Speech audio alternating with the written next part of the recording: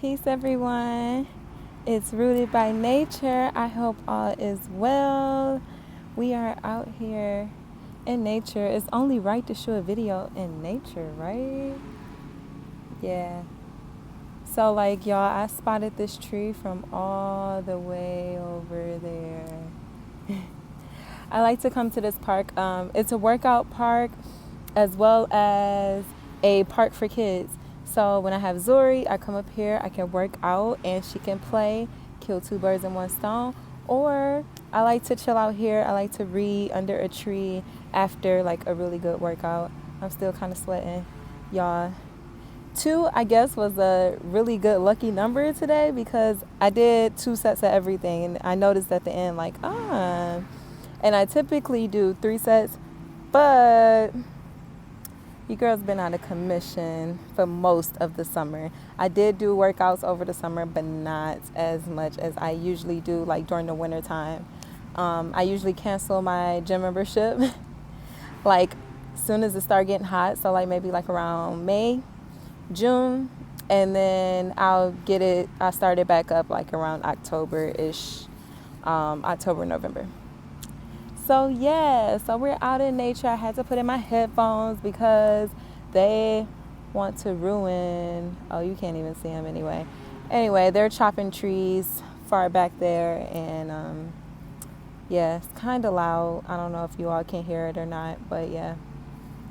So today I'm just going to kind of just discuss like some health. I'm going to talk about health and wellness, how important it is, things I did for myself to get me mentally, emotionally, and physically healthy.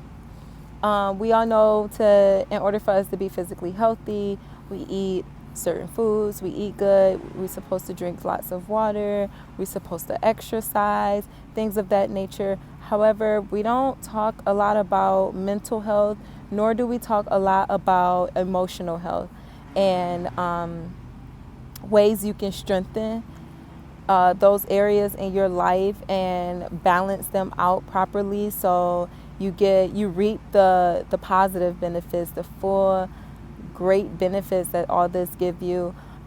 It's crazy because I was at a bookstore earlier and I was looking through the shelves just to see like what type of books were on the shelves and what they were talking about, and a lot of them was talking about like managing your emotional health and managing emotions and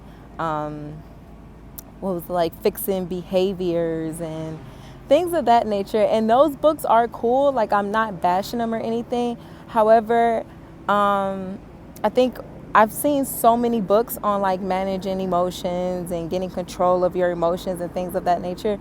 But I don't see a lot of books that talk about like expressing your emotions authentically and expressing your emotions in a way that is unique, that shows your unique character. So like me, I'm an emotional being. So for a very long time, I would mask my emotions, or I would like try to act hard. Even like I still have some of those qualities today. Like all of them are not gone. But however, I know them, I recognize them, I acknowledge them, and instead of like being resistant, or instead of looking at as a negative attribute, like, oh, you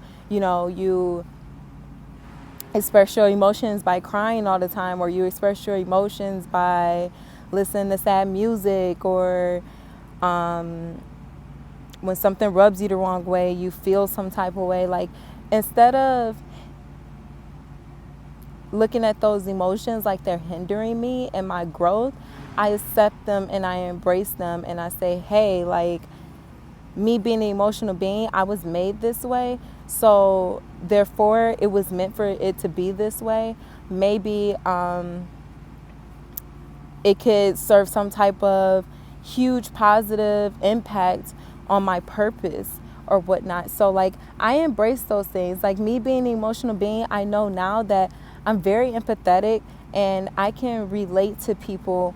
I'm able to put myself in other people's shoes, and I can relate on a level that's like we're normal people. Like, some people can't connect on that level. You know, my emotions is what connects me to ones around me and my community. The way I feel and how I make my decisions. Like, I make my decisions based on how I feel. And if it makes me feel good, I trust myself to know if it makes me feel good, then this must be good for me.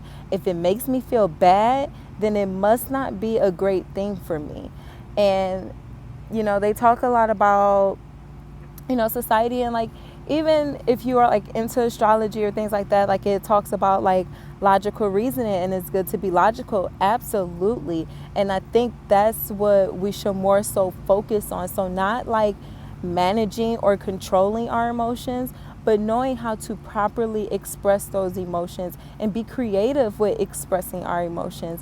Instead of, if you're the type of person where you get really angry and you like to maybe throw stuff, or you like to fight people, or you like to cuss them out, maybe channel that emotion towards, if you're artistic, maybe drawing, maybe writing down your emotions, maybe writing a letter to whoever made you upset and stating how that made you feel without bashing them.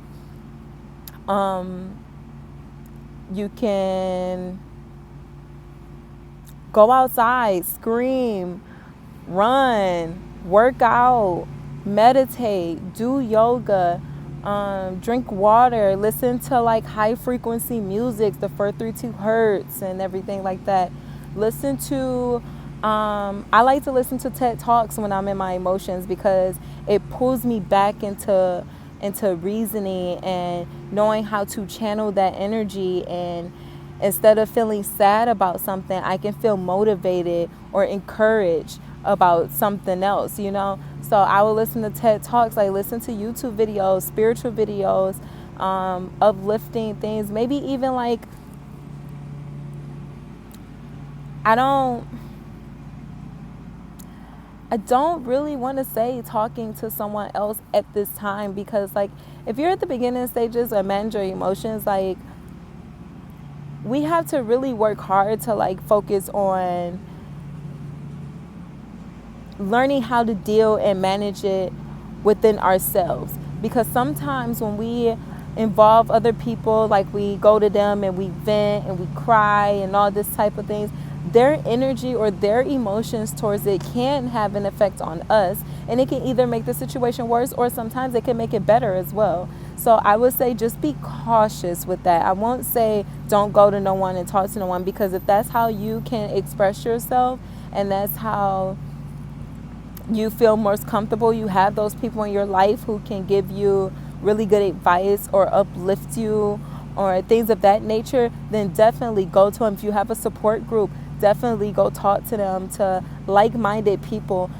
I think that's the point I'm trying to make. Like, talk to like-minded people. Talk to people who's going to motivate you and encourage you, who's going to turn a negative into a positive, who's going to like push you towards like, yeah, like, I know you're mad and you're venting about this person, but at the same time, like, what can you do to make it better? What can you do to change it? Yeah, this person may have done this, but what could you have done to make the situation pan out differently? You know, like, ones who hold you accountable, honestly, like, your real friends will hold you accountable, like, legit, okay? My friends come at me all the time and be like, girl, that ain't what you said. And I be getting defensive, and I'll be like, okay, but at the same time, like, it's my life. I can make my decisions. Like, I'm just trying to vent right now. And they like, yeah, you can vent, but at the same time, like, know that you said this. So whatever, like, I'm barely listening to this venting session, basically. Like, that's how my friends are, like, legit. But like, I appreciate them for it. Like, in the meantime, in that moment, I may get a little irritable, or I may be like, huh, or like defensive, and like, man, like, what the heck? But, you know, at the end of the day, I appreciate that, because I need it. Even like listen to those universal signs, man. When you pick up the phone, you call somebody to vent and they don't answer the phone, the universe is telling you something. Take that message. I do that all the time. Like, if I'm calling someone, about something, like maybe I'm really excited about a new adventure, or maybe I really want to tell them some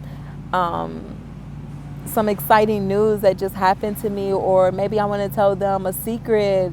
Maybe I want to cuss them out, like whatever the energy may be. Like when they don't answer the phone, I take that as, all right now is not the time. And like a lot of the times, if you mad at someone and you want to cuss them out or something like that, and you call them and they don't pick up the phone, then that means, yes, so it's like you need to reevaluate what you about to say, and like,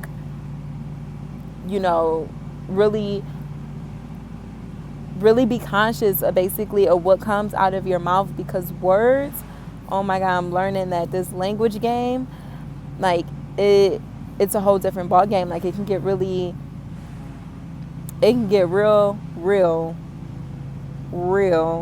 fast. Like legit, like for real. So you have to really be conscious of the words that you use, because they have power behind them, they have magnitude behind them. And if you're constantly using words that are negative, then it is sending messages to your brain that this is who you are, or this is how you feel, instead of like allow, like when a negative thought come, or you have those negative emotions, or you feel like you want to say negative words, like instead of doing that, like you could say positive words, and it puts your brain in a position like, oh, I am worthy, I am valuable, and it's going to operate in that manner. So you know how energy goes, like whatever you put out is what you get back. So if you are using certain words that will hinder your growth or hinder your process, it could be simple as like, hold on, I'm looking for like a really good one. Oh, okay. So like my daughter, right? So I can say, man, like you're really demanding. And it's kind of like, it kind of got a negative attachment to it. Like it depends on how you use these words in a sentence as well. But like, instead of saying like she's demanding, maybe I can say, oh man, like you're really particular. You know what I'm saying? So it looks like, okay, like it's a different type of energy behind that. Like me saying that she's really particular, okay, a girl know what she wants. That's not a bad thing. Her being particular is not a bad thing. But when we think of someone being demanding, we automatically associate with that being a bad thing. So certain things like that, just change up your wording, man. That can help your mental, like this, like for real. Change up your wording. That can help your mental. As far as your emotions, make sure you express them authentically and openly and in creative ways, in ways that's going to, like in ways that's going to give you life, and it's going to make you feel good after you release that, instead of like you releasing by hurtful words to people, and then now you still feel bad afterwards because you're like, dang, like I need to apologize, like the guilt comes on and all those things. So like you have to be very conscious of those things. Physical health is pretty self-explanatory. Even though I'm vegan, I'm not one of those vegans who's going to be like, oh yeah, you should go vegan. I believe that everything should be in moderation. You should make sure, like I would say there are 3 key essential points. And one is making sure you drink water. Lots and lots and lots of water, y'all. Even if you don't eat that much, even if you feel like I'm not going to be one of those people who eat that much or whatever you do, please drink water. Water. Hydrate. Alkaline water, it will help align your body tremendously, even with however your diet is. 2, fruits. Explore. It's so many fruits out here, y'all. I'm a vegan and I'm just learning a lot of different exotic fruits. Okay, so know that there's so many options out here. There's so many different tastes and textures, and explore fruits. Have 5 favorite fruits that you need to have on hand at all times. And then also have your veggies. Have your veggies. Veggies now. You may not be like, a lot of people don't eat a lot of vegetables, man. So like maybe you have to treat yourself like, you know, you're doing this for like a toddler or something like that, and disguise it in a dish. Like if you make stir fry, peppers, mushrooms, spinach, like you can go crazy with different types of things, broccoli, carrots, whatever. Disguise them in a dish. If you don't like to eat your vegetables plain, it's fine. And then it's actually some really good vegetables out here, so just give them a chance. Seasoning and herbs go a long way, honey, okay? It can make something that tastes like nothing into a whole big shebang, okay? So that's my little spiel for today. Get it connected with nature, y'all, especially the ones who like in Michigan right now. Definitely get in tune with nature before, you know, this cold weather hit or whatnot. So get in tune. I'm just chilling by a tree, my legs crossed. I'm just chilling. I like to work out outside. After this video, I'm going to meditate for about 10 minutes, and then I'm going to go home, have some lunch, and then I'm going to take a nap. I work nights, y'all. So yes, I sleep during the daytime. Absolutely. Which is, hey, it is what it is, okay? I'm missing all the action, and that is okay, okay? So that is my tips for today. These bugs are crawling all over me. They loving me. That sweet shea butter, baby. Yes, so peace and blessings to you all. Mwah, Mama OB out this joint.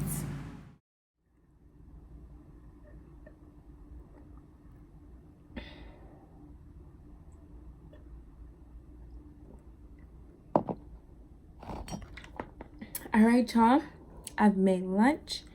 Now, this is my Caesar salad, but it kind of turned into an everything salad. But the dressing is Caesar. So it looks nice and yummy. It's with kale. See some onion in there, some grapes, some avocados, some organic vegan croutons. And I even put a little bit of last night's dinner in there, which was quinoa and black bean with corn mix. And yeah, this is about to get smashed, y'all. Okay. Ooh. All right. Peace.